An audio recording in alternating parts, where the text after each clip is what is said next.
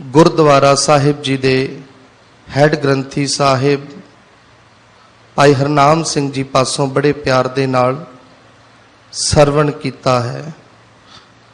पावन शब्द धन श्री गुरु ग्रंथ साहिब जी दे अंदर 390 अंग साहिब ते आसा राग विच धन श्री गुरु अर्जन देव पातशाह जी का उचारण किया होया सुभाएमान है, जिस दी अज विचार करनी है। फतेह नाल सांझ पा के विचार की आरंभता करिए जी। वाहिगुरु जी का खालसा वाहिगुरु जी की फतेह। धन श्री गुरु अर्जन देव पातशाह जी ने पावन शब्द के अंदर किरपा की है। जदों जीवन दे विच मनुख नूं गुरु की प्राप्ति हो जावे, जदों जीवन विच गुरु मिल जावे तां गुरु साडे जीवन विच की किरपा ते की बख्शिशां करदा है। सतगुरु धन श्री गुरु अर्जन देव पातशाह जी ने जीवन विच गुरु की महानता, गुरु की बख्शिश, गुरु की किरपा दे बारे इस पावन शब्द दे विच सानू समझाउणा कीता है। आसा महला पंजवां। जो मैं अपना सतगुर ध्याया तब मेरा मन महा सुख पाया।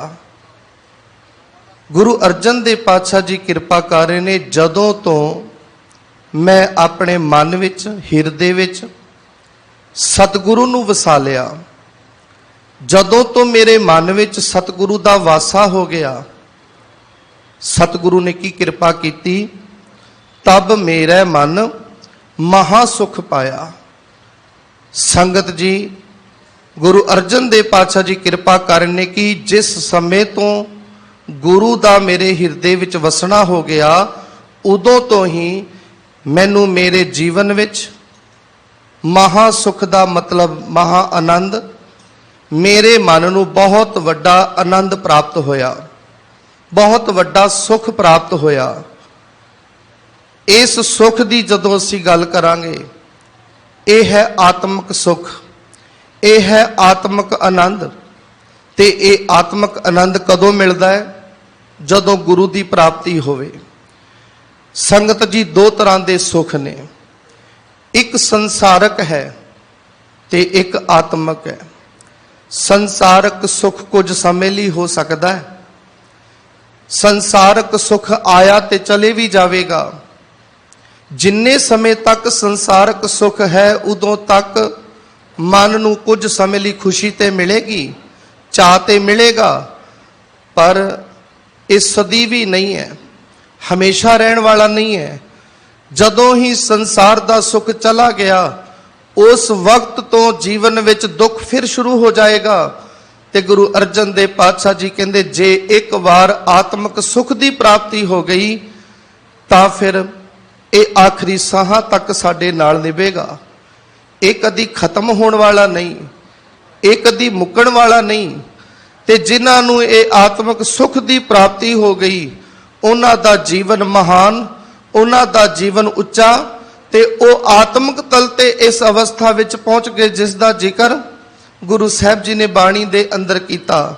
सतगुरु सच्चे पातशाह किरपा करते ने, मन्ने की गत कही ना जाए, जे को कहे पीछे पछताए, कागद कलम ना लिखण हार, मन्ने का बह करन विचार। जे कोई इस अवस्था विच पहुंचदा है ना, तां उस दी अवस्था नूं बयान नहीं किया जा सकता, उस दी अवस्था नूं लिखिया नहीं जा सकता, उस दी अवस्था बारे कोई अंदाजा नहीं लगा सकता कि किस अवस्था का मालक होएगा, आत्मक तल ते कित्थों तक पहुंचया होएगा। जदों असीं गुरबाणी पढ़दे हां, गुरबाणी दे नाल नाल सानू इतिहास विचों इस दियां उदाहरणां भी मिलदियां ने। जिन्हां दा आत्मक जीवन बनिया, उन्हां दा जीवन कैसा है, उन्हां दी जिंदगी कैसी है। ते संगत जी, जदों इस महा सुख की प्राप्ति हो जाती है ਤੇ ਫਿਰ ਸੰਸਾਰਕ ਜਿਹੜੇ ਸੁਖ ਨੇ ਉਹ ਇੱਕ ਪਾਸੇ ਰਹਿ ਜਾਂਦੇ ਨੇ। ਮਨੁੱਖ ਦੇ ਅੰਦਰ ਸੰਸਾਰ ਦੇ ਸੁੱਖਾਂ ਦੀ ਕੋਈ ਆਸ ਨਹੀਂ ਰਹਿ ਜਾਂਦੀ। ਸੰਸਾਰ ਦੇ ਸੁੱਖਾਂ ਦੀ ਪ੍ਰਾਪਤੀ ਦੇ ਯਤਨ ਖਤਮ ਹੋ ਜਾਂਦੇ ਨੇ। ਮਨ ਦੀ ਭਟਕਣਾ ਮੁੱਕ ਜਾਂਦੀ ਹੈ। ਮਨ ਇਕਾਗਰ ਹੋ ਕੇ ਗੁਰੂ ਵਾਲਾ ਬਣ ਕੇ ਤੇ ਫਿਰ ਇਸ ਮਨ ਤੋਂ ਇੱਕੋ ਅਰਦਾਸ ਨਿਕਲਦੀ ਹੈ, ਅਕਾਲ ਪੁਰਖ ਪਰਮਾਤਮਾ ਹਰ ਵਕਤ ਹਰ ਸਮੇਂ ਹਰ ਵੇਲੇ मैं तेरे गुणा नू गाउंदा रहा, तेरी सित सलाह करदा रहा, ऐसी कृपा कर मेरा मन भटकणों हट जावे। मेरा मन भटके ना। जिन्हां दी ये अवस्था बनी, बाबा बंदा सिंह बहादुर जी नू गुरदास नंगल दी गड़ी विचों गिरफ्तार किया जाता है। इस महा आनंद की प्राप्ति हुई क्योंकि हुण तक दा जीवन बाबा बंदा सिंह बहादुर जी दा भटकण वाला सी। बहुत अपनी जिंदगी विच भटकते रहे। आत्मक सुख की प्राप्ति नहीं है। औगणनाथ वर्गे गुरु भी मिले, करामातां भी हासिल कर लईआं ते संगत जी संसार दे अंदर लोकां ने यह गल मन्नी है कि जिस इंसान कोल जिस बंदे कोल करामातां आ जाण वो दुनिया का सब तो महान बंदा है संसार दे लोकां दे मुताबक। पर सच जाणिओ ये करामाता ते बाबा बंदा सिंह बहादुर जी दे जीवन च आ चुकियां ने। इस अवस्था दे ते मालिक हो चुके ने। पर बाबा बंदा सिंह बहादुर जी नूं अजे तक लगता है कि मेरा जीवन अजे अधूरा है, अजे तक मेरा हिरदा खाली है, क्योंकि जिस चीज़ की मैं प्राप्ति करने वास्ते तुरिया सी ओदी उस चीज़ की प्राप्ति होई नहीं। आत्मक तौर ते आनंद नहीं, आत्मक तौर ते खेड़ा नहीं, मन भटकना विच है। ते संगत जी ऐसी कृपा हुई, बाबा बंदा सिंह बहादुर जी नूं जिस वक्त गुरु की प्राप्ति हुंदी है, धन श्री गुरु गोबिंद सिंह महाराज जी दे नाल मिलाप हुंदा है ते उस तो बाद बाबा बंदा सिंह बहादुर जी का जीवन बदल गया। उस वक्त तो बाद बाबा बंदा सिंह बहादुर ने अपने आप नूं गुरु के मुताबिक बना लिया ते एक गल दा अपने मन विच प्रण कीता कि हुण आखिरी साहां तक गुरु वाला होके इस जीवन नूं निभावांगा। आखिरी साहां तक मैं गुरु वाला बन के जीवन बतीत करांगा। बेशक जीवन विच मुश्किलां आउण, मुसीबतां आउण, मैं पिछे नहीं हटांगा। ते संगत जी वो समा आया, गुरदास नंगल दी गड़ी चो जिस वक्त गिरफ्तारी हुंदी है ते संगत जी उस वक्त अज बाबा बंदा सिंह बहादुर जी दे सन्मुख जिथे उन्हां नूं कैद किया होया उत्थे उन्हां दे पुत्र बाबा अजय सिंह जी नूं भी कैद किया होया। एक पिता ना अपने जीवन विच हर गल बर्दाश्त कर सकता है, पर जदों पिता नूं पता लगे कि मेरे पुत्र नूं कोई दुख आएगा, मेरे पुत्र ते कोई मुसीबत पएगी, ते दुनिया दा कोई भी पिता अपने पुत्र दे दुख नूं देख नहीं सकेगा। वो कहेगा, ओदी भाषा होएगी कि बेशक मेरे नाल जो मर्जी कर ला, पर मेरे पुत्र नूं कुछ नहीं होना चाहिए। बाबा बंदा सिंह बहादुर जी दे सन्मुख उन्हां दा पुत्र बाबा अजय सिंह है। जलाद ने ना बाबा बंदा सिंह बहादुर नूं डराउण वास्ते कटार दिती।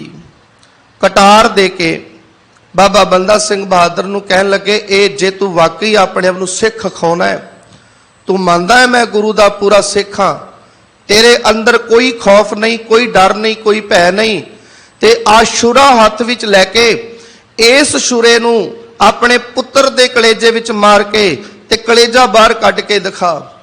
बाबा बंदा सिंह बहादुर अडोल अवस्था विच बैठे ने। बाबा बंदा सिंह बहादुर ने जलाद नूं एक गल कही, कहन लगे, मेरे वास्ते ए गुरु वास्ते कार्य करना कोई मुश्किल ते कोई औखा नहीं है, ते ए मत समझी कि मैं डर गया, मैं घबरा गया, इस करके मैं एक काम नहीं कर पा रहा। मत समझी कि जदों मैं छुरा लैके पुत दे कलेजे विच मारांगा ते मेरा हिरदा कंबेगा। मैं जिस गुरु दा सिख हां ना, मेरा गुरु बड़ा महान है। मेरे गुरु ने ते अपनियां अखां दे सामने अपने साहबजादे कुर्बान कीते, मेरे वास्ते की औखा।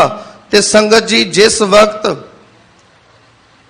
ਇਹ ਸ਼ੁਰਾ ਹੱਥ ਵਿੱਚ ਫੜਨ ਦੀ ਗੱਲ ਕੀਤੀ।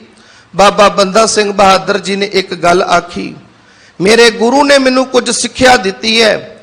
ਮੇਰੇ ਗੁਰੂ ਨੇ ਮੈਨੂੰ ਸਿਖਾਇਆ ਕਿਸੇ ਇਸਤਰੀ ਤੇ ਵਾਰ ਨਹੀਂ ਕਰਨਾ, ਭੱਜੇ ਹੋਏ ਤੇ ਵਾਰ ਨਹੀਂ ਕਰਨਾ, ਡਿੱਗੇ ਹੋਏ ਤੇ ਵਾਰ ਨਹੀਂ ਕਰਨਾ, ਬੱਚੇ ਤੇ ਵਾਰ ਨਹੀਂ ਕਰਨਾ, ਨਿਹੱਥੇ ਤੇ ਵਾਰ ਨਹੀਂ ਕਰਨਾ। ਤੇ ਉਹਨਾਂ ਨਿਯਮਾਂ ਦੇ ਵਿੱਚੋਂ ਇੱਕ ਨਿਯਮ ਮੇਰੇ ਸਾਹਮਣੇ ਆ ਗਿਆ ਕਿ ਬੱਚੇ ਤੇ ਵਾਰ ਨਹੀਂ ਕਰਨਾ।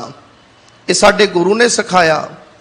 ਮੇਰਾ ਪੁੱਤਰ, ਮੇਰਾ ਬੇਟਾ, ਬੇਸ਼ੱਕ ਉਮਰ ਛੋਟੀ ਹੈ, ਮੈਂ ਇੱਕ ਸਿੱਖ ਹਾਂ ਤੇ ਇਸ ਕਰਕੇ ਮੈਂ ਆਪਣੇ ਨਿਯਮਾਂ ਦੀ ਪਾਲਣਾ ਕਰਦਾ ਪਿਆ।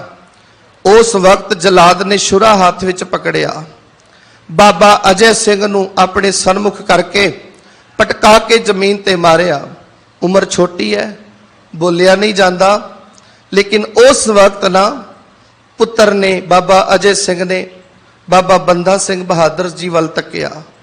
ਆਸ ਬੱਝੀ, ਮੇਰਾ ਪਿਤਾ ਸਾਹਮਣੇ ਹੈ। ਜਦੋਂ ਬੱਚੇ ਦੇ ਸਾਹਮਣੇ ਪਿਤਾ ਹੋਵੇ, ਬੱਚੇ ਨੂੰ ਇੱਕ ਆਸ ਬੱਝਦੀ ਹੈ, ਮੇਰਾ ਪਿਤਾ ਮੇਰੇ ਸਾਹਮਣੇ ਹੈ, ਮੈਨੂੰ ਬਚਾ ਲਏਗਾ, ਮੇਰੇ ਤੇ ਕਿਰਪਾ ਕਰੇਗਾ। ਪਰ ਉਸ ਵਕਤ ਬਾਬਾ ਬੰਦਾ ਸਿੰਘ ਬਹਾਦਰ ਵੇਖਦੇ ਰਹੇ ਅਤੇ ਬਾਬਾ ਅਜੈ ਸਿੰਘ ਬਾਬਾ ਬੰਦਾ ਸਿੰਘ ਬਹਾਦਰ ਜੀ ਵੱਲ ਵੇਖਦੇ ਰਹੇ। ਜਲਾਦ ਨੇ ਛੁਰੇ ਨਾਲ ਬਾਬਾ ਅਜੈ ਸਿੰਘ ਜੀ ਦੇ ਸੀਨੇ ਦੇ ਵਿੱਚ ਛੁਰਾ ਮਾਰ ਕੇ ਕਲੇਜਾ ਕੱਢਿਆ ਤੇ ਬਾਬਾ ਬੰਦਾ ਸਿੰਘ ਬਹਾਦਰ ਜੀ ਦੇ ਮੂੰਹ ਵਿੱਚ ਤੁੰਨ ਦਿੱਤਾ। ਸੰਗਤ ਜੀ, ਉਸ ਵਕਤ ਇੱਕ ਗੱਲ ਪੁੱਛੀ। ਜਲਾਦ ਕਹਿੰਦਾ ਕਿ ਹੁਣ ਇਹ ਦੱਸ, ਆਪਣੇ ਪੁੱਤਰ ਦਾ ਕਾਲਜਾ ਖਾ ਕੇ ਤੈਨੂੰ ਕਿਵੇਂ ਦਾ ਮਹਿਸੂਸ ਹੋ ਰਿਹਾ ਹੈ? ਬਾਬਾ ਬੰਦਾ ਸਿੰਘ ਬਹਾਦਰ ਜੀ ਦਾ ਜਵਾਬ, ਬਾਬਾ ਬੰਦਾ ਸਿੰਘ ਬਹਾਦਰ ਜੀ ਕਹਿੰਦੇ, ਆਨੰਦ ਦੀ ਅਵਸਥਾ ਹੈ, ਮੈਂ ਆਨੰਦ ਵਿੱਚ ਆ, ਮੇਰਾ ਹਿਰਦਾ ਆਨੰਦ ਵਿੱਚ ਹੈ। ਜਲਾਦ ਹੈਰਾਨ ਹੋ ਕੇ ਕਹਿਣ ਲੱਗਾ, ਕਮਾਲ ਦੀ ਗੱਲ ਹੈ, ਤੁਹਾਡੇ ਪੁੱਤਰ ਦਾ ਕਲੇਜਾ ਕੱਢ ਕੇ ਮੈਂ ਤੁਹਾਡੇ ਮੂੰਹ ਵਿੱਚ ਪਾ ਦਿੱਤਾ ਤੇ ਤੁਸੀਂ ਇਸ ਨੂੰ ਆਨੰਦ ਦੀ ਅਵਸਥਾ ਕਹਿ ਰਹੇ ਹੋ, ਆਨੰਦ ਕਹਿ ਰਹੇ ਹੋ ਤੇ ਕਹਿ ਰਹੇ ਹੋ ਅੱਜ ਜਿੰਨਾ ਆਨੰਦ ਆਇਆ ਉਹਨਾਂ ਕਦੀ ਆਨੰਦ ਨਹੀਂ ਆਇਆ। ਐਸੀ ਬਾਤ ਕੀ ਹੈ? ਬਾਬਾ ਬੰਦਾ ਸਿੰਘ ਬਹਾਦਰ ਜੀ ਕਹਿਣ ਲੱਗੇ, ਅੱਜ ਤੱਕ ਮੇਰੀ ਇਸ ਜੀਭ ਨੇ ਸੰਸਾਰ ਦੇ ਪਦਾਰਥਾਂ ਨੂੰ ਬਹੁਤ ਮਾਣਿਆ। ਮੈਂ ਆਪਣੇ ਜੀਵਨ ਵਿੱਚ ਹਰ ਇੱਕ ਚੀਜ਼ ਕੀਤੀ, ਆਨੰਦ ਮਾਣਿਆ, ਖੁਸ਼ੀਆਂ ਮਾਣੀਆਂ ਤੇ ਇਸ ਜੀਭ ਨਾਲ ਤਰ੍ਹਾਂ ਤਰ੍ਹਾਂ ਦੇ ਸਵਾਦਲੇ ਭੋਜਨ ਵੀ ਛਕੇ।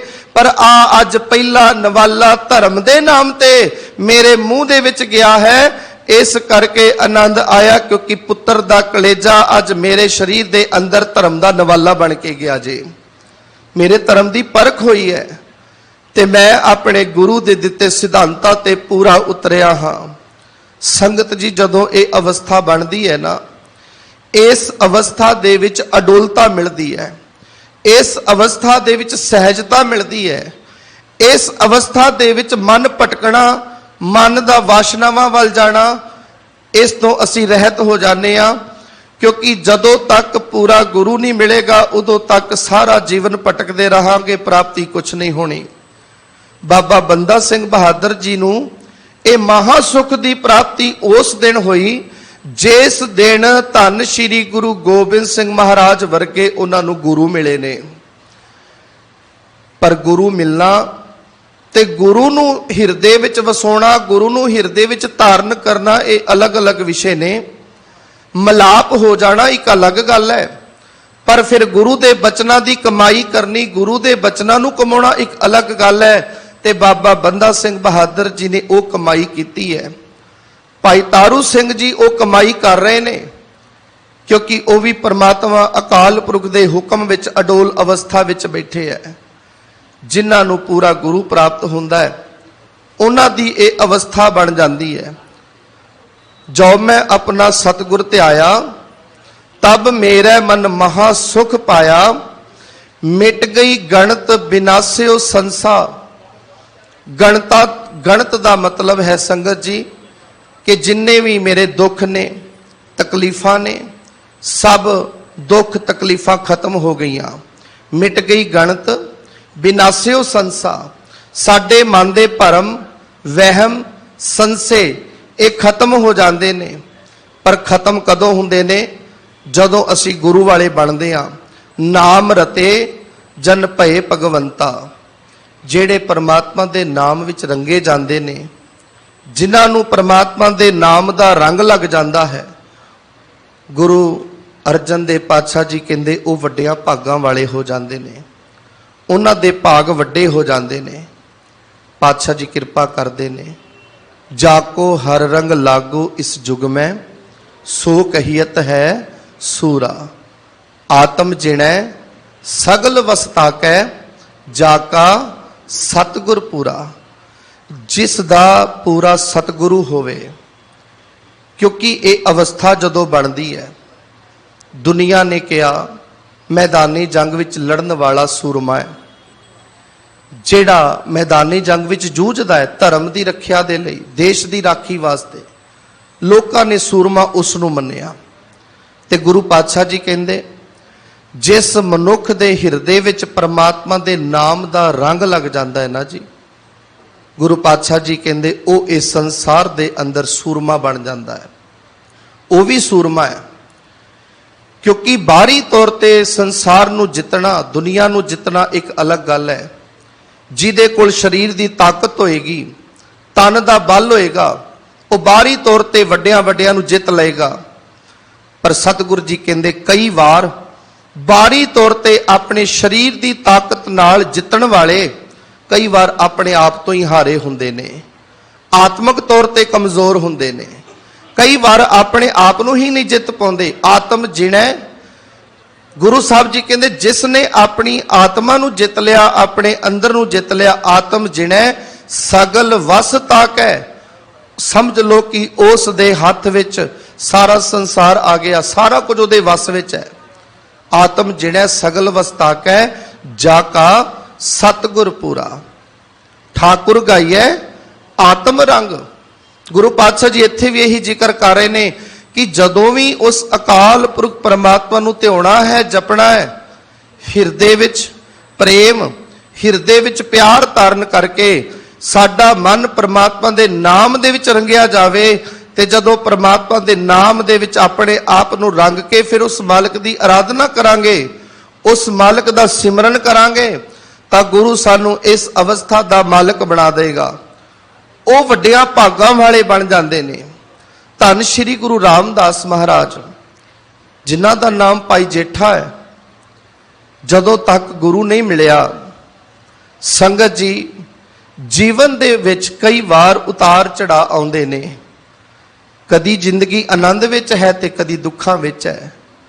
ਲੇਕਿਨ ਜਿਹੜੇ ਭਗਤ ਜਨ ਤੇ ਰੱਬ ਦੇ ਪਿਆਰੇ ਨੇ ਨਾ, ਉਹ ਆਤਮਿਕ ਤਲ ਤੇ ਇੱਕੋ ਜਿਹੇ ਰਹਿੰਦੇ ਨੇ, ਉਹਨਾਂ ਦੀ ਅਵਸਥਾ ਇੱਕੋ ਜਿਹੀ ਰਹਿੰਦੀ ਹੈ।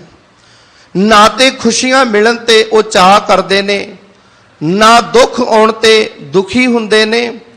ਗੁਰੂ ਗੋਬਿੰਦ ਸਿੰਘ ਮਹਾਰਾਜ ਜੀ ਦੀ ਕੁੱਲ ਉਮਰ 42 ਸਾਲ ਹੈ। ਤੇ ਗੁਰੂ ਗੋਬਿੰਦ ਸਿੰਘ ਮਹਾਰਾਜ ਜੀ ਦੇ ਜਦੋਂ ਜੀਵਨ ਨੂੰ ਤੱਕਦੇ ਆ, ਜਦੋਂ ਗੁਰੂ ਗੋਬਿੰਦ ਸਿੰਘ ਮਹਾਰਾਜ ਪਟਨੇ ਦੀ ਧਰਤੀ ਤੇ ਨੇ, ਉਸ ਵਕਤ ਵੀ ਉਹ ਇੱਕੋ ਅਵਸਥਾ ਵਿੱਚ ਨੇ। ਜਿਸ ਵਕਤ ਗੁਰੂ ਗੋਬਿੰਦ ਸਿੰਘ ਮਹਾਰਾਜ ਪਟਨਾ ਸਾਹਿਬ ਤੋਂ ਅਨੰਦਪੁਰ ਸਾਹਿਬ ਆਉਂਦੇ ਨੇ, ਉਸ ਵਕਤ ਵੀ ਆਨੰਦ ਦੀ ਅਵਸਥਾ ਵਿੱਚ ਨੇ। ਜਿਸ ਵਕਤ ਗੁਰੂ ਗੋਬਿੰਦ ਸਿੰਘ ਮਹਾਰਾਜ ਨੂੰ ਚਮਕੌਰ ਦੀ ਗੜੀ ਵਿੱਚ ਜਾਣਾ ਪੈਂਦਾ ਹੈ, ਸਾਹਮਣੇ ਸਾਹਿਬਜ਼ਾਦਿਆਂ ਨੂੰ ਸ਼ਹੀਦ ਹੁੰਦਾ ਵੇਖਦੇ ਨੇ, ਉਸ ਵਕਤ ਵੀ ਟਕਾ ਦੇ ਵਿੱਚ ਉਸ ਅਵਸਥਾ ਵਿੱਚ ਨੇ। ਜਿਸ ਵਕਤ ਨੂਰਾ ਮਾਹੀ ਖਬਰ ਲੈ ਕੇ ਆਉਂਦਾ ਹੈ ਨਾ ਕਿ ਛੋਟੇ ਸਾਹਿਬਜ਼ਾਦੇ ਮਾਤਾ ਗੁਜਰ ਕੌਰ ਜੀ ਵੀ ਸ਼ਹੀਦ ਹੋ ਗਏ, ਉਸ ਵਕਤ ਵੀ ਉਹੀ ਅਵਸਥਾ ਹੈ। ਤੇ ਜਿਸ ਵਕਤ ਮਾਛੀਵਾੜੇ ਦੇ ਜੰਗਲਾਂ 'ਚ ਪਹੁੰਚੇ ਨੇ, ਉਸ ਵਕਤ ਵੀ ਇੱਕੋ ਅਵਸਥਾ ਦੇ ਵਿੱਚ। ਜਿਸ ਵਕਤ ਦਮਦਮਾ ਸਾਹਿਬ ਆਏ, ਉਸ ਵਕਤ ਵੀ ਉਹੀ ਅਵਸਥਾ ਹੈ।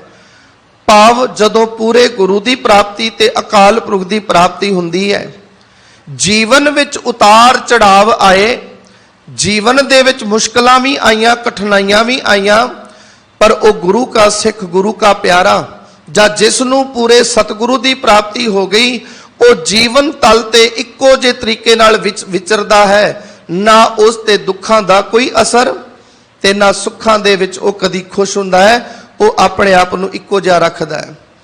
ਭਾਈ ਜੇਠਾ ਜੀ ਦਾ ਜੀਵਨ, ਸੰਗਤ ਜੀ ਜਦੋਂ ਗੁਰੂ ਰਾਮਦਾਸ ਮਹਾਰਾਜ ਜੀ ਦਾ ਜ਼ਿਕਰ ਕਰਦੇ ਆ ਨਾ, ਸਮਾਂ ਕੈਸਾ ਹੈ, ਮਾਤਾ ਪਿਤਾ ਚੜਾਈ ਕਰ ਗਏ, ਨਾਨੀ ਉਂਗਲ ਨਾਲ ਲਾ ਕੇ ਬਾਸਰ ਕੇ ਲੈ ਕੇ ਆਈ।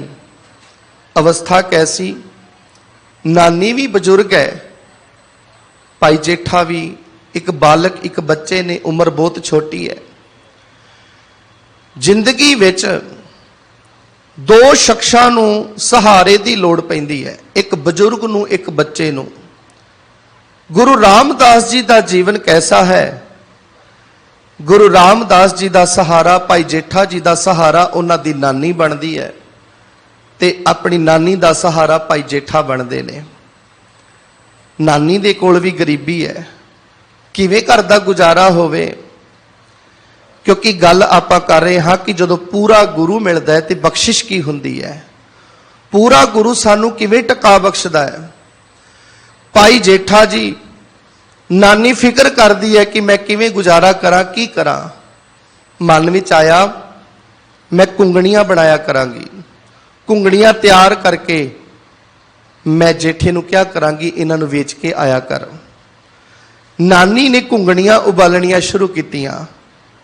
जदों बहुत वड्डी मात्रा दे विच कुंगड़ियां उबालियां जा रही ने ना, भाई जेठा जी कुंगड़ियां वल तक रहे ने, देख रहे ने, ते वैराग विच आके, प्यार विच आके ना भाई जेठा जी कहन लगे, नानी मां एक गल पुछनी है। नानी मां कहन लगे, दसो पुत्र जी। नानी मां, असी घर विच खाण वाले ते दो जने आ, इन्नियां ज्यादियां कुंगड़ियां असी कादे लई बना रहे आ? ये सुन के नानी दियां अखां विच हंझू आ गए, वैराग आ गया कि बच्चिया मैं किवें तैनूं कहांगी, किवें आखांगी कि हुण ये कुंगड़ियां तैयार होईयां ने, ये मैं छाबे विच पा के मैं तेरे सिर ते रखिया करांगी, ते तू हर रोज जाके गलियां विच होके दिया करेगा, ते ये कुंगड़ियां जाके गली गली विच वेचिया करेगा। मैं किवें तैनूं आखां कि ये कुंगड़ियां वेचण जाया कर। नानी दी गल मन्नी, कुंगड़ियां सिर ते चुकियां, गलियां विच वेचना शुरू कर दिता, जाना शुरू कर दिता। नानी ने एक होर गल समझाई, मेरे बच्चिया एक गल दा ध्यान रखी, जदों सिर ते कुंगड़ियां चुक के वेचण वास्ते जावे ते होका देवे गलियां दे विच, उस वक्त तेरे कोल छोटे छोटे बच्चे स्कूलों दे वो भी कुंगड़ियां लैण वास्ते आउणगे, वो खेडां भी करनगे, किते उन्हां नूं खेडदिया देख के उन्हां नाल खेडण ना लग पवी। तू फिर भी कुंगड़ियां वेचणियां ने, कुंगड़ियां भी वेचियां। अज जी कीता गुरु अमरदास महाराज जी का दीवान सजिया होया ते गुरु पातशाह हर रोज संगतां नूं इलाही बाणी कथा विचारां दे नाल निहाल करदे ने। मन कीता मैं भी सुन के ते आवां। कदम वधाए, जाके संगत विच बैठ गए, ते उस वक्त संगत ते चली गई, भाई भा जेठा जी बैठे रहे। गुरु अमरदास महाराज ने क्या बचन कीते, तुसी आए हो इन्ने प्यार दे नाल, छोटी जी उम्र विच बाणी सुनते हो, इत्थे बैठते हो, ये दसो करदे की हो? महाराज कुंगड़ियां वेचदा। किन्नी क कमाई कीती है? महाराज कुछ क कमाया है। आ मैनू नानी ने जो कुंगड़ियां दित्तियां वेच के जिन्नी क कमाई कीती उन्ना क धन मेरे कोल है। ते उस वक्त नानी दी जदों कही हुई गल गुरु रामदास भाई जेठा जी ने गुरु अमरदास महाराज जी नूं दसी, गुरु अमरदास महाराज कहंदे जिन्नी अज दी कमाई मेरे हथ ते रख दे। बिना कोई शंका, बिना किसी सवाल तो, बिना किसी दलील तो, जिन्नी वटक जिन्नी कमाई सी सारी दी सारी गुरु अमरदास जी दे हथ ते रख दी। हालांकि पता है कि अज जो मैं कमा के लैके जावांगा ओदे नाल मेरे घर दा गुजारा चलना जे, मेरा घर दा गुजारा होना है, ते जे कमाई दे देवांगा ते मैं कित्थे जावांगा, मैं की करांगा। पर कोई शंका नहीं, क्योंकि जदों प्यार जदों प्रीत पैंदी है उदों सवाल नहीं किया जा सकता। ते अज सारी कमाई सारी वटक गुरु अमरदास महाराज जी नूं दे दिती। घर वापस आए, बाहां जेड़े हाथ पिछे कर ले। नानी पुछन लगी, बच्चिया अज पहला दिन सीगा, दस किन्नी कमाई कीती है, की कमा के लैके आया? उस वक्त खाली हाथ अगे करके कहन लगे, मां, नानी मां, जो कमाया सी गुरु अमरदास महाराज जी दे दीवान विच गया, उन्हां दे बचन सुने ते उन्हां ने मेरे कोल सारी कमाई लै लई, सारी दी सारी कमाई मैं उन्हां दे हथ ते रख के आया। नानी ने गुस्सा नहीं किया, हिरदा नानी दा भी परपक। नानी ने घुट के गल नाल ला लिया, छाती नाल लाया ते एक बोल कहे, हे अकाल पुरख परमात्मा, जिन्ना वड्डा इस बच्चे नूं दिल दिता है, किरपा कर इहदियां दातां इन्नियां वड्डियां होण, इहदे घर विच आउण वाले मंगते तां मंगण वास्ते तां आया करन, पर इहदे घर विचों कदी दातां ना खत्म होया करन।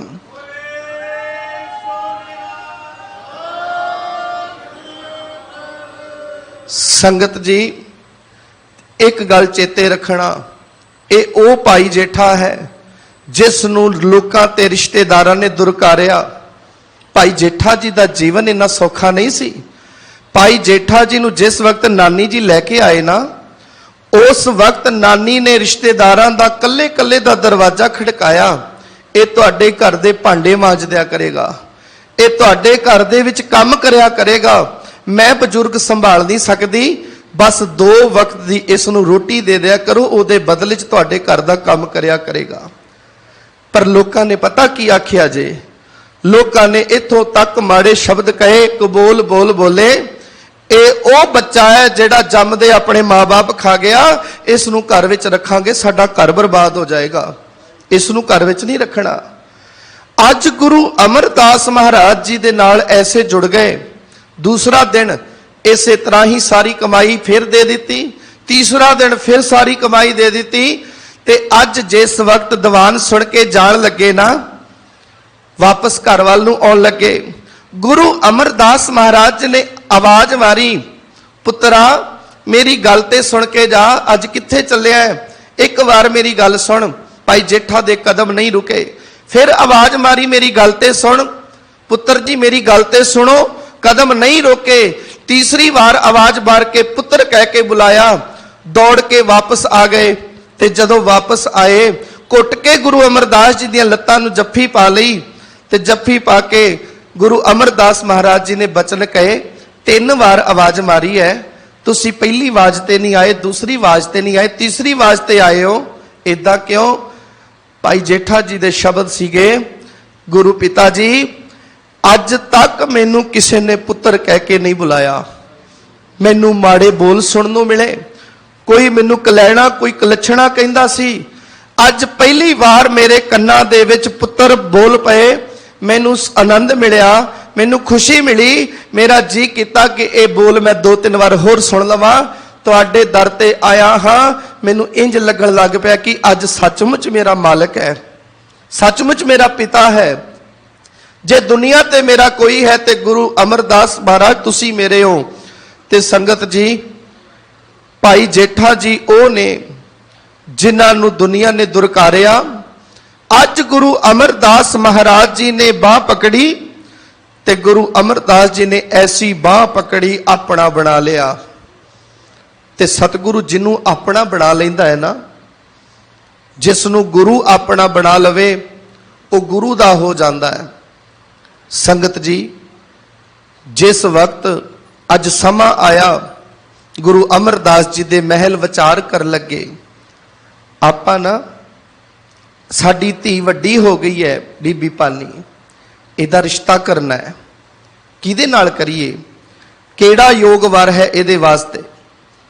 भाई जेठा सिर ते टोकरी चक्की हुई सेवा कर रहे ने, सामने उहदी लंघे।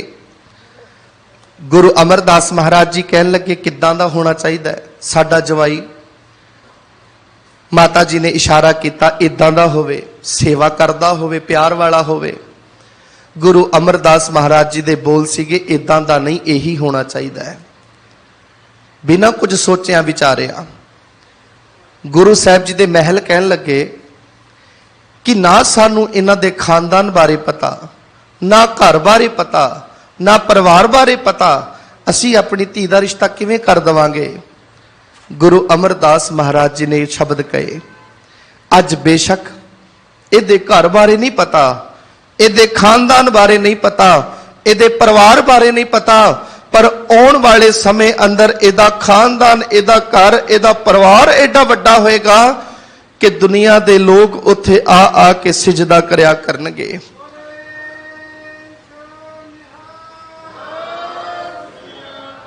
इन्हां दे घर विच किसी तरह की कमी ते तोट नहीं रहेगी, घाटा नहीं रहेगा। अज इन्हां दे घर दे विच असीं नहीं गए ते ना सानू घर परिवार बारे पता है। ये शब्द धन श्री गुरु अमरदास महाराज जी दे ने।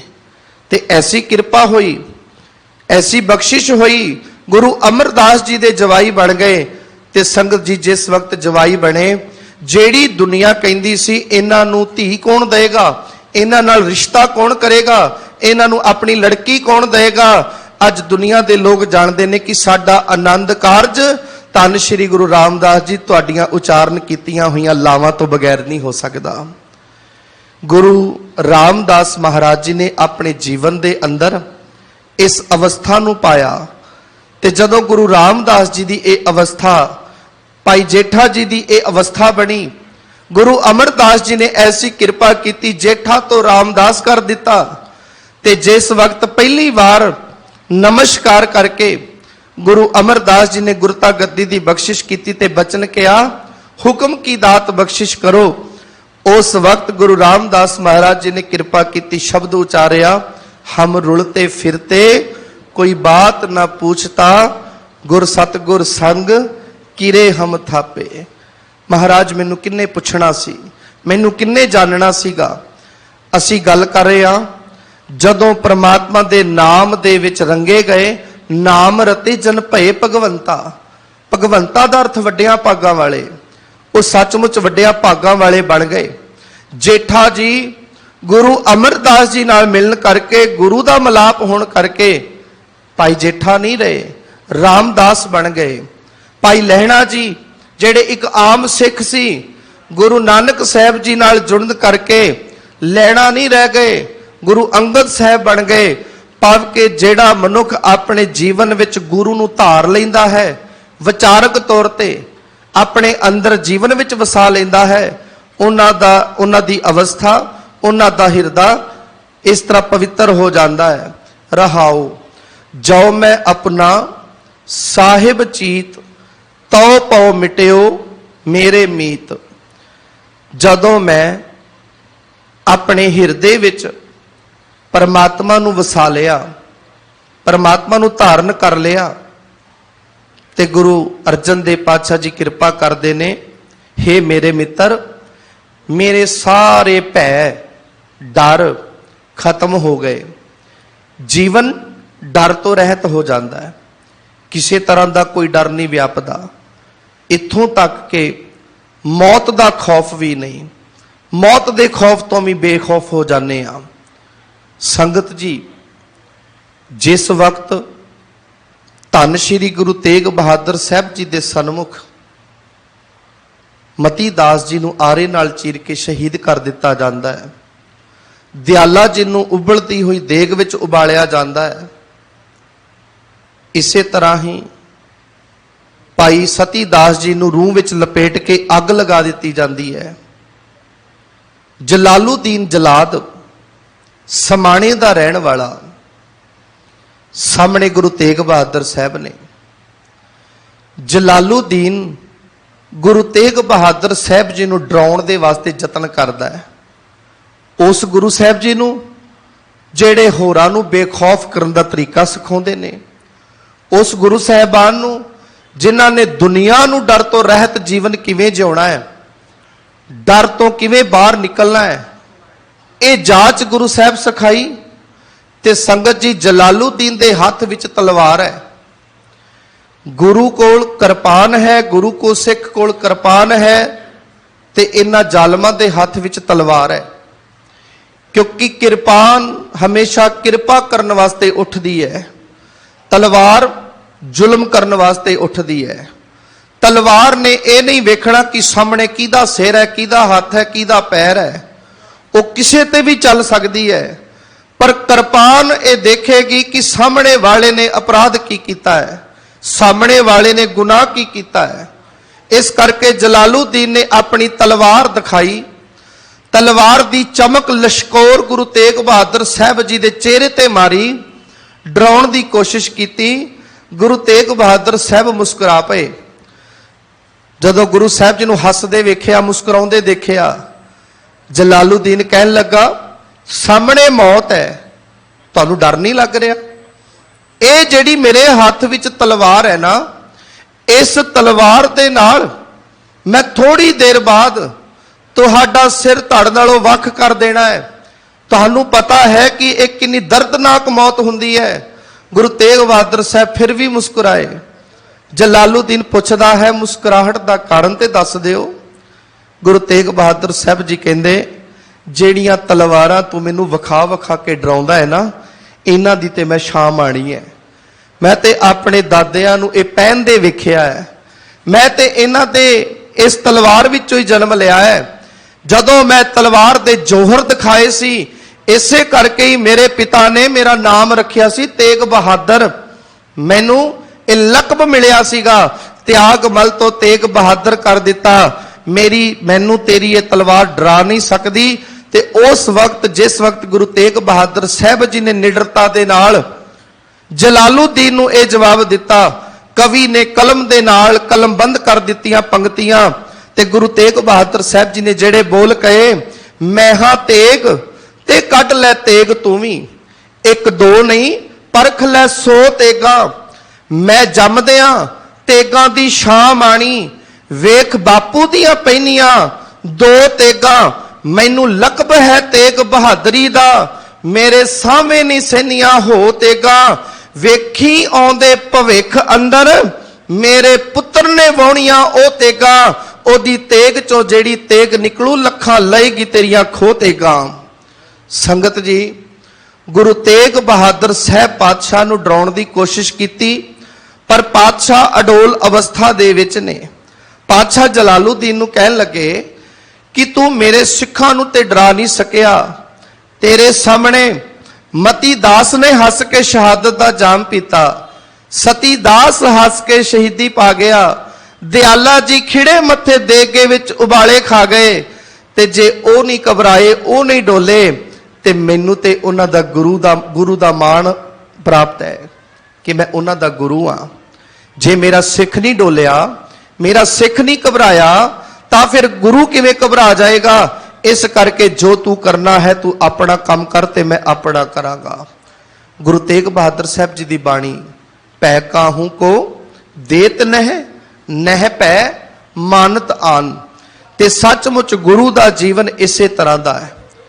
ਗੁਰੂ ਕਦੀ ਵੀ ਕਿਸੇ ਦੇ ਭੈ ਵਿੱਚ ਨਹੀਂ ਰਹਿੰਦਾ।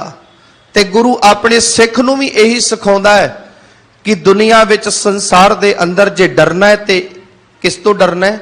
ਇੱਕ ਗੁਰੂ ਤੋਂ, ਇੱਕ ਪਰਮਾਤਮਾ ਤੋਂ। ਇਹਨਾਂ ਤੋਂ ਬਿਨਾਂ ਕਿਸੇ ਹੋਰ ਦਾ ਡਰ ਆਪਣੇ ਜੀਵਨ ਵਿੱਚ ਧਾਰ ਨਹੀਂ ਕਰਨਾ। ਤੇ ਜਿਨ੍ਹਾਂ ਦੇ ਹਿਰਦੇ ਵਿੱਚ ਸਾਹਿਬ ਪਰਮਾਤਮਾ ਵਸ ਜਾਂਦੇ ਨੇ, ਗੁਰੂ ਅਰਜਨ ਦੇਵ ਪਾਤਸ਼ਾਹ ਜੀ ਕਿਰਪਾ ਕਰ ਰਹੇ ਨੇ ਕਿ ਉਹਨਾਂ ਦੇ ਹਿਰਦੇ ਵਿੱਚੋਂ ਹਰ ਤਰ੍ਹਾਂ ਦਾ ਡਰ ਭੈ ਖਤਮ ਹੋ ਜਾਂਦਾ ਹੈ। ਜੀਵਨ ਡਰ ਤੋਂ ਰਹਿਤ ਹੋ ਜਾਂਦਾ ਹੈ। ਜੋ ਮੈਂ ਓਟ ਗਈ ਪ੍ਰਭ ਤੇਰੀ, ਤਾਂ ਪੂਰਨ ਹੋਈ ਮਨਸਾ ਮੇਰੀ।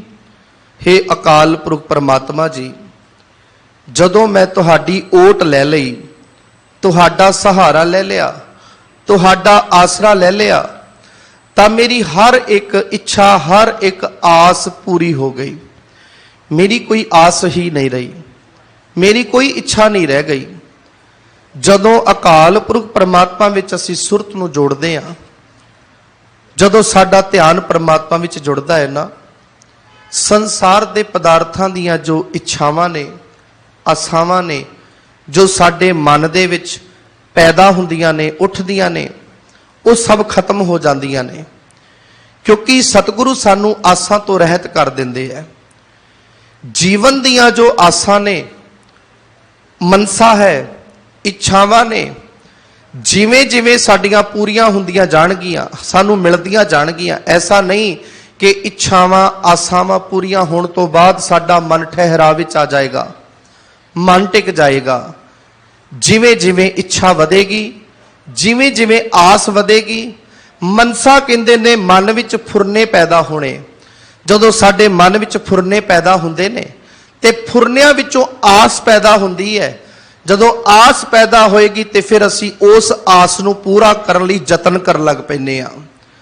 ਸੰਗਤ ਜੀ, ਇੱਛਾਵਾਂ ਕਦੀ ਖਤਮ ਨਹੀਂ ਹੁੰਦੀਆਂ, ਇਹ ਵੱਧਦੀਆਂ ਨੇ।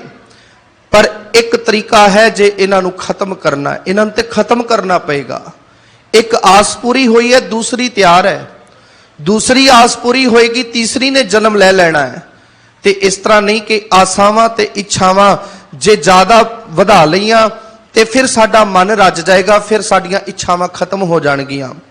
ਸਤਿਗੁਰੂ ਜੀ ਕਹਿੰਦੇ ਜਦੋਂ ਮੈਂ ਅਕਾਲ ਪੁਰਖ ਪਰਮਾਤਮਾ ਜੀ ਤੁਹਾਡੀ ਓਟ ਲਈ ਨਾ, ਆਸਰਾ ਲਿਆ, ਤਾਂ ਪੂਰਨ ਹੋਈ ਮਨਸਾ ਮੇਰੀ। ਮੇਰੀਆਂ ਸਾਰੀਆਂ ਇੱਛਾਵਾਂ ਮਨਸਾਵਾਂ ਪੂਰੀਆਂ ਹੋ ਗਈਆਂ। ਇਹਦਾ ਮਤਲਬ ਮੇਰੀ ਕੋਈ ਆਸ ਨਹੀਂ ਰਹਿ ਗਈ।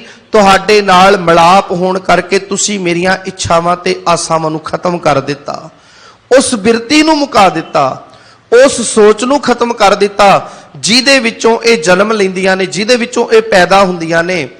ਤੇ ਜਦੋਂ ਮਨ ਪ੍ਰਮਾਤਮਾ ਦੀ ਹਜ਼ੂਰੀ ਵਿੱਚ ਆ ਗਿਆ, ਅਜੇ ਤੱਕ ਸਾਡਾ ਮਨ ਭਟਕਦਾ ਹੈ, ਆਸਾਵਾਂ ਤੇ ਇੱਛਾਵਾਂ ਦੇ ਵਿੱਚ ਲੱਗਿਆ ਹੋਇਆ ਹੈ। ਇਹਦਾ ਕਾਰਨ ਇਹੀ ਹੈ ਕਿ ਅਜੇ ਤੱਕ ਪਰਮਾਤਮਾ ਦੀ ਹਜ਼ੂਰੀ ਨਹੀਂ ਹੈ। ਅਜੇ ਤੱਕ ਸਾਡਾ ਮਨ ਪਰਮਾਤਮਾ ਦੇ ਨੇੜੇ ਨਹੀਂ ਹੈ। ਜਿਸ ਦਿਨ ਪਰਮਾਤਮਾ ਦੇ ਨੇੜੇ ਮਨ ਹੋ ਗਿਆ, ਉਸ ਦਿਨ ਹਿਰਦਾ ਸਬਰ ਵਿੱਚ, ਸੰਤੋਖ ਵਿੱਚ ਤੇ ਇਹ ਗੁਣ ਸਾਡੇ ਅੰਦਰ ਆ ਜਾਣਗੇ। ਉਸ ਦਿਨ ਸਾਡੀ ਇੱਕ ਹੀ ਆਸ ਹੋਏਗੀ। ਉਹ ਕੀ ਆਸ ਹੈ ਕਿ ਅਕਾਲ ਪੁਰਖ ਪਰਮਾਤਮਾ ਜੀ ਹਰ ਵੇਲੇ ਮੇਰਾ ਮਨ ਤੁਹਾਡੇ ਨੇੜੇ ਰਹੇ, ਹਰ ਵਕਤ ਮੈਂ ਤੁਹਾਨੂੰ ਜਪਦਾ ਰਹਾ, ਗੁਣ ਗਾਵਾਂ ਦਿਨ ਰਾਤ, ਨਾਨਕ ਚਾਓ ਇਹੋ। ਇਹ ਇੱਛਾ, ਇਹ ਆਸ ਪੈਦਾ ਹੋਏਗੀ ਪਰਮਾਤਮਾ ਨੂੰ ਮਿਲਣ ਦੀ। ਦੇਖ ਚਲਤ ਮਨ ਭਏ ਦਿਲਾਸਾ। ਚਲਤ ਕਹਿੰਦੇ ਨੇ ਚਲਿੱਤਰ, ਚਲਤ ਕਹਿੰਦੇ ਨੇ ਸੰਸਾਰ ਦੇ ਕੌਤਕ ਤਮਾਸ਼ੇ। ਅਕਾਲ ਪੁਰਖ ਪਰਮਾਤਮਾ ਜੀ ਤੁਹਾਡੇ ਇਸ ਸੰਸਾਰ ਦੇ ਕੌਤਕ ਦੇਖ ਕੇ, ਚਲਿੱਤਰ ਦੇਖ ਕੇ, ਜੋ ਸੰਸਾਰ ਦੇ ਅੰਦਰ ਰੰਗ ਤਮਾਸ਼ੇ ਨਜ਼ਰ ਆ ਰਹੇ ਨੇ, ਸੰਸਾਰ ਦੇ ਖੇਡ ਤਮਾਸ਼ੇ ਨਜ਼ਰ ਆ ਰਹੇ ਨੇ, ਇਹਨਾਂ ਰੰਗ ਤਮਾਸ਼ਿਆਂ ਨੂੰ ਦੇਖ ਕੇ ਮੇਰੇ ਮਨ ਨੂੰ ਵੀ ਆਸਰਾ ਬਣਦਾ ਹੈ, ਮੇਰੇ ਮਨ ਨੂੰ ਸਹਾਰਾ ਮਿਲਦਾ ਹੈ। ਕੀ ਆਸਰਾ ਮਿਲਦਾ ਹੈ? ਇਸ ਗੱਲ ਦਾ ਆਸਰਾ ਮਿਲਦਾ ਹੈ ਕਿ ਅਕਾਲ ਪੁਰਖ ਪਰਮਾਤਮਾ ਜੀ ਤੁਸੀਂ ਆਪਣੇ ਜੀਵਾਂ ਦੀ ਸੰਭਾਲ ਕਰਦੇ ਹੋ, ਤੁਸੀਂ ਆਪਣੇ ਜੀਵਾਂ ਨੂੰ ਪਾਲਦੇ ਹੋ, ਆਪਣੇ ਜੀਵਾਂ ਦਾ ਧਿਆਨ ਰੱਖਦੇ ਹੋ। ਤੁਸੀਂ ਕੇਵਲ ਸੰਸਾਰ ਦੇ ਜੀਵਾਂ ਨੂੰ ਪੈਦਾ ਕਰਨਾ ਨਹੀਂ ਜਾਣਦੇ। ਇਦਾਂ ਨਹੀਂ ਕਿ ਪੈਦਾ ਕਰ ਦਿੱਤਾ ਉਸ ਤੋਂ ਬਾਅਦ ਸੰਸਾਰ ਦਾ ਧਿਆਨ ਨਹੀਂ ਰੱਖਿਆ। ਪਾਣੀ ਦਾ ਪ੍ਰਬੰਧ, ਧਰਤੀ ਦਾ ਪ੍ਰਬੰਧ, ਸਾਹ ਦਾ ਪ੍ਰਬੰਧ, ਇਹ ਸਭ ਪ੍ਰਬੰਧ ਕਿਹਦੇ ਹੱਥ ਵਿੱਚ ਹੈ? ਅਕਾਲ ਪੁਰਖ ਪਰਮਾਤਮਾ ਦੇ ਹੱਥ ਵਿੱਚ ਹੈ, ਤੁਹਾਡੇ ਹੱਥ ਵਿੱਚ ਹੈ। ਸਾਡੇ ਅੰਦਰ ਹੌਸਲਾ ਪੈਦਾ ਹੁੰਦਾ ਹੈ, ਸਾਡੇ ਅੰਦਰ ਇਹ ਹੌਸਲਾ ਬਣਦਾ ਹੈ ਕਿ ਤੁਸੀਂ ਸਾਡੀ ਸੰਭਾਲ ਕਰਦੇ ਹੋ, ਸਾਨੂੰ ਪਾਲਦੇ ਹੋ, ਸਾਡਾ ਧਿਆਨ ਰੱਖਦੇ ਹੋ। ਇਸੇ ਕਰਕੇ ਪੜ੍ਹਦੇ ਹਾਂ, ਤੁਮ ਦਾਤੇ ਠਾकुर ਪ੍ਰਤਪਾਲਕ, ਨਾਇਕ ਖਸਮ ਹਮਾਰੇ, ਨਿਮਖ ਨਿਮਖ ਤੁਮ ਹੀ ਪ੍ਰਤਪਾਲੋ, ਹਮ ਬਾਰਿਕ ਤੁਮਰੇ ਧਾਰੇ। ਮਾਲਕ ਜੀ ਅਸੀਂ ਤੁਹਾਡੇ ਬੱਚੇ ਆ, ਤੇ ਜਦੋਂ ਅਸੀਂ ਤੁਹਾਡੇ ਬੱਚੇ ਆ ਤੇ ਤੁਸੀਂ ਪਿਤਾ ਦੇ ਵਾਂਗ, ਮਾਤਾ ਦੇ ਵਾਂਗ ਸਾਡੀ ਸੰਭਾਲ ਕਰਦੇ ਹੋ। ਇਹ ਗੱਲ ਸਮਝਣਾ। ਜਦੋਂ ਗੁਰੂ ਕੋਲ ਆਉਣਾ ਹੈ ਨਾ ਸੰਗਤ ਜੀ, ਗੁਰੂ ਕੋਲ ਆਉਣ ਲੱਗਿਆ ਸਾਨੂੰ ਬੱਚੇ ਬਣ ਜਾਣਾ ਚਾਹੀਦਾ ਹੈ, ਬਾਲਕ ਬਣ ਜਾਣਾ ਚਾਹੀਦਾ ਹੈ। ਬਾਲਕ ਦਾ ਮਤਲਬ, ਬੱਚੇ ਦਾ ਮਤਲਬ ਕਿ ਜਿਵੇਂ ਬੱਚੇ ਦਾ ਮਨ ਸੁਚੇਤ ਨਹੀਂ, ਬੱਚੇ ਦੇ ਮਨ ਵਿੱਚ ਜਿਹੜੀਆਂ ਪਿਆਰੀਆਂ ਜੀਆਂ ਸ਼ਰਾਰਤਾਂ ਨੇ, ਭੋਲੇ ਬੱਚੇ ਨੂੰ ਹਰ ਕੋਈ ਪਿਆਰ ਕਰਦਾ ਹੈ। ਮਾਤਾ ਪਿਤਾ ਬੱਚੇ ਦੀ ਗੱਲ ਕਿਉਂ ਸੁਣਦੇ ਨੇ? ਆਪਾਂ ਇਹ ਕਹਿ ਦਿੰਦੇ ਆ ਵੀ ਇਹ ਬੱਚਾ ਹੈ, ਕੋਈ ਗੱਲ ਨਹੀਂ, ਇਹਦੀ ਗੱਲ ਮੰਨ ਲੈਣੀ ਚਾਹੀਦੀ ਹੈ। ਜਦੋਂ ਬੱਚੇ ਬਣ ਗਏ ਤੇ ਗੁਰੂ ਕੋਲ ਆ ਕੇ ਅਸੀਂ ਬੱਚੇ ਬਣ ਕੇ ਮੰਗਾਂਗੇ ਤੇ ਗੁਰੂ ਵੀ ਸਾਨੂੰ ਪਿਤਾ ਬਣ ਕੇ, ਗੁਰੂ ਸਾਨੂੰ ਸਾਡੇ ਤੇ ਕਿਰਪਾ ਕਰਕੇ, ਸਾਨੂੰ ਆਪਣੇ ਬੱਚੇ ਸਮਝ ਕੇ ਸਾਡੇ ਤੇ ਕਿਰਪਾ ਕਰਨਗੇ ਤੇ ਪ੍ਰਮਾਤਮਾ ਜੀ ਸਾਡੀ ਪਾਲਣਾ ਕਰਨਗੇ, ਸਾਡਾ ਧਿਆਨ ਰੱਖਣਗੇ। ਇਸ ਕਰਕੇ ਮਾਲਕ ਜੀ ਤੁਸੀਂ ਇੱਕ ਇੱਕ ਸਾਹ ਦੇ ਨਾਲ ਸਾਡੀ ਸੰਭਾਲ ਕਰਦੇ ਹੋ। ਨਿਮਖ ਨਿਮਖ ਤੁਮ ਹੀ ਪ੍ਰਤਪਾਲੋ, ਹਮ ਬਾਰਿਕ ਤੁਮਰੇ ਧਾਰੇ। ਅਸੀਂ ਬੱਚੇ ਤੁਹਾਡੇ ਆਸਰੇ ਜਿਉਂਦੇ ਹਾਂ, ਅਸੀਂ ਬੱਚੇ ਤੁਹਾਡੇ ਸਹਾਰੇ 'ਚ ਰਹਿੰਦੇ ਹਾਂ ਤੇ ਤੁਸੀਂ ਹੀ ਕਿਰਪਾ ਕਰੋ। ਤੇ ਜਦੋਂ ਅਸੀਂ ਇੱਕ ਮਾਲਕ ਦੇ ਬੱਚੇ ਬਣ ਗਏ, ਇਹ ਅਰਦਾਸ ਸਗਲ ਦੁਆਰ ਕੋ ਛਾੜ ਕੇ ਗਹਿਓ ਤੁਹਾਰੋ ਦੁਆਰ, ਬਾਹ ਗਹੇ ਕੀ ਲਾਜ ਅਸ ਗੋਬਿੰਦ ਦਾਸ ਤੁਹਾਰ। ਮਾਲਕ ਜੀ ਦੁਨੀਆ ਵਿੱਚ, ਸੰਸਾਰ ਵਿੱਚ ਰਹਿੰਦਿਆਂ ਮੇਰੇ ਜੀਵਨ ਵਿੱਚ ਜਿੰਨੇ ਮਰਜ਼ੀ ਸੁੱਖ ਆਉਣ, ਜਿੰਨੇ ਮਰਜ਼ੀ ਦੁੱਖ ਆਉਣ, ਮੈਂ ਆਪਣੇ ਜੀਵਨ ਦੇ ਵਿੱਚ ਦੁੱਖਾਂ ਸੁੱਖਾਂ ਦੇ ਕਰਕੇ ਕਦੀ ਤੋਂ ਘਬਰਾਵਾਂਗਾ ਨਹੀਂ, ਕਦੀ ਤੁਹਾਡਾ ਦਰ ਛੱਡਣ ਦੀ ਗੱਲ ਨਹੀਂ ਕਰਾਂਗਾ, कदी ये नहीं आखांगा कि मैं हुण की करां, मेरे ते मुसीबतां पै गईयां। मालिक जी जिहो जी तेरी मर्जी है उवें रख ला, पर दे ते तुहाडा दर छड्ड के मैं किते जावांगा नहीं, किते भटकांगा नहीं। नानक दास तेरा परवासा, हे नानक मैं तुहाडा दास हां, तुहाडा सेवक हां, तेरा परवासा, ते सानू तेरा ही आसरा, तेरा ही सहारा है। साडा जीवन तुहाडे सहारे ते आसरे ते है। सतगुरु जी कृपा करो। जिस तरह का गुरु अर्जन देव पातशाह जी आप जी ने इस शब्द दे विच एक चंगे मनुख दे बारे दसिया है, सांझ पाई है। मालिक जी कृपा करियो साडा जीवन इहो जिहा बन जावे। संगत जी इन्नियां को विचारां प्रवान करनियां, आप संगत बख्शण योग हो। विचारां करदियां बेअंत तरह दीयां भुल्लां गलतियां हो गईयां हन, आप जी बख्श लेना। धन धन श्री गुरु ग्रंथ साहिब महाराज जी का कोटान कोट शुकराना। फतेह नाल सांझ पाओ जी। वाहिगुरु जी का खालसा, वाहिगुरु जी की फतेह।